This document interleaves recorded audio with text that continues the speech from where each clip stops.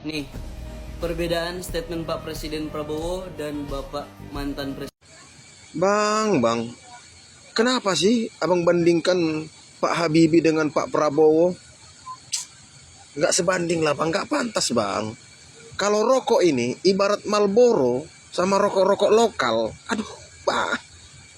Marlboro abang bandingkan sama rokok yang 11.000 sebungkus. Aduh, Pak Habibie sudah punya 46 hak paten yang diakui dunia penerbangan. Pak Habibie 46 hak paten. Bahkan ada satu penemuan beliau yang dipakai oleh seluruh pabrikan pesawat di dunia. Boeing, Airbus, semuanya memakai. Yaitu penemuan rumus untuk kekuatan sayap pesawat terbang. Hanya Pak Habibie yang menemukan rumusnya itu. Kekuatan sayap pesawat terbang. Makanya pesawat terbang sekarang kuat-kuat sayapnya. Karena Pak Habibie yang menemukan itu. Kegagalan Pak Habibie bukan karena Pak Habibie ke politik, enggak. Pak Habibie dijegal. Zaman Soeharto dulu ada itu proyek mobil Timor. Terus Pak Habibie dulu lebih mengutamakan nasib rakyat Indonesia ketika krisis moneter. Jadi Pak Habibie terbukti mencintai rakyat, mengesampingkan egonya untuk melanjutkan proyek pesawatnya.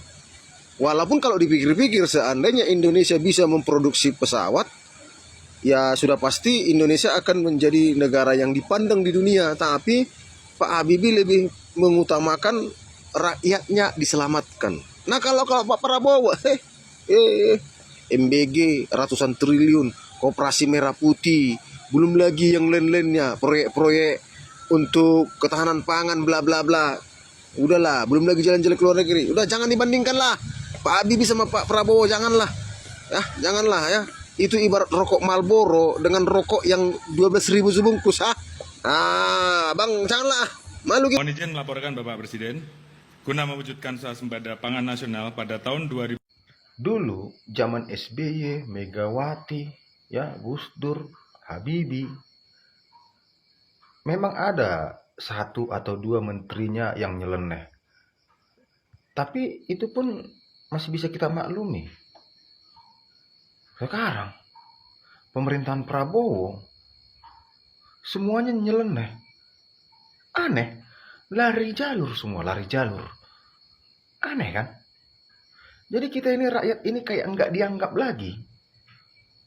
Pemerintahan Prabowo kayak enggak menganggap rakyat lagi. Jadi seolah-olah orang-orang yang di istana ini yang punya Indonesia. Kita rakyat ini ibarat apa ya? Ibarat enggak ada. Sama sekali enggak mereka hargai lagi. Coba kita lihat. Polri sekarang ngurusin jagung. TNI ngurusin Koperasi Merah Putih. Ya kan? Menteri Pertanian ngurusin MBG. Ya. Yang ngurusin gizi ahli serangga. Menteri Kesehatan mantan Dirut Mandiri. Mau kemana negara ini? Bahlil, Menteri SDM, jalan-jalan ke luar negeri. Mau kemana negara ini? Mau jadi apa? Sedangkan kita, kalau nyari tukang gali parit, pasti kita tanya, dia bisa nggak nyangkul? Kita tanya kan?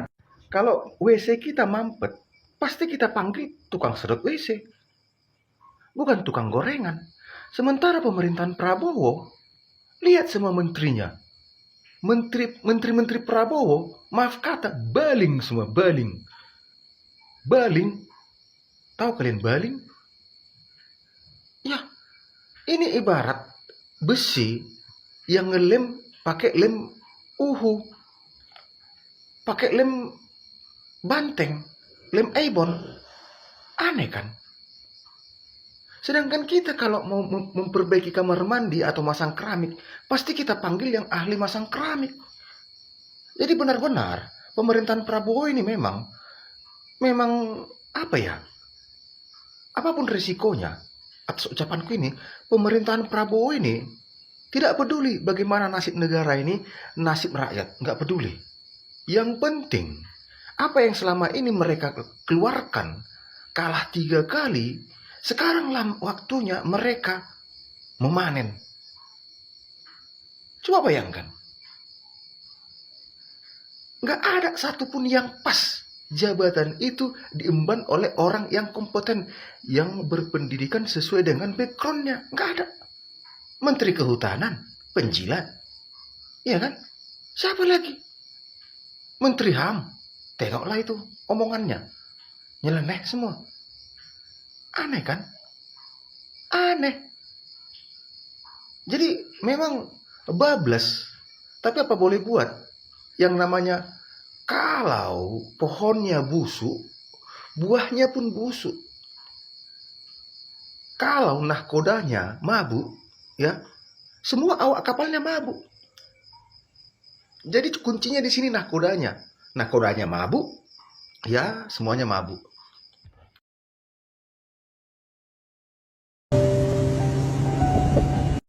Pak Prabowo, pencitraanmu itu loh.